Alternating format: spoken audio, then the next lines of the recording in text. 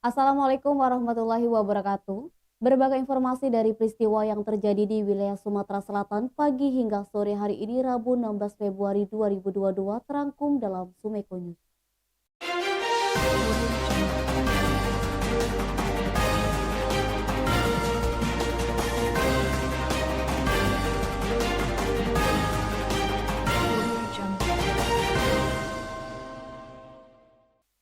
Sidang kasus penipuan dan penggelapan lahan yang menjerat terdakwa Insinyur Sari Budak serta Margono Mangkunegoro di Pengadilan Negeri Palembang Rabu 16 Februari ditunda hingga Rabu pekan depan.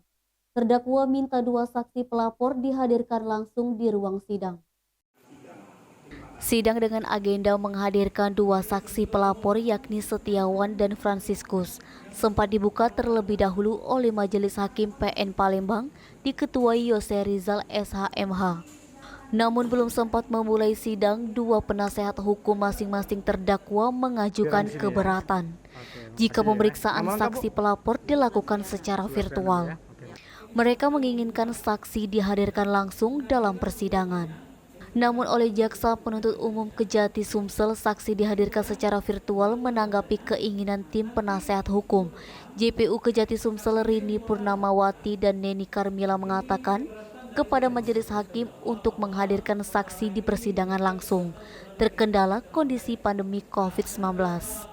Majelis Hakim akhirnya memerintahkan kepada JPU Kejati Sumsel agar kedua saksi pelapor dapat dihadirkan secara langsung di muka persidangan dan sidang untuk sementara ditunda hingga Rabu pekan depan.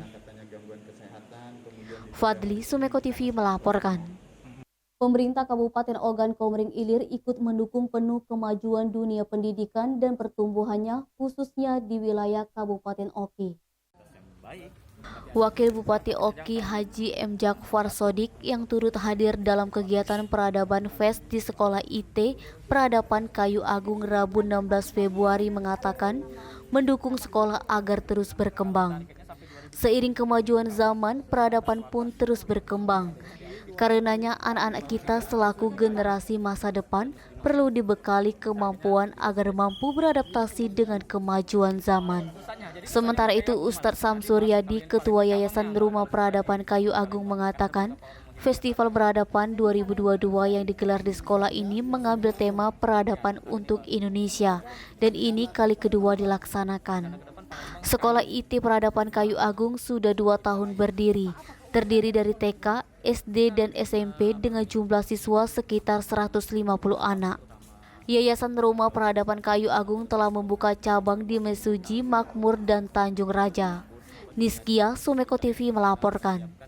Demikian Sumeko News hari ini, jangan lupa 3M, memakai masker, menjaga jarak, dan mencuci tangan pakai sabun. Wassalamualaikum warahmatullahi wabarakatuh.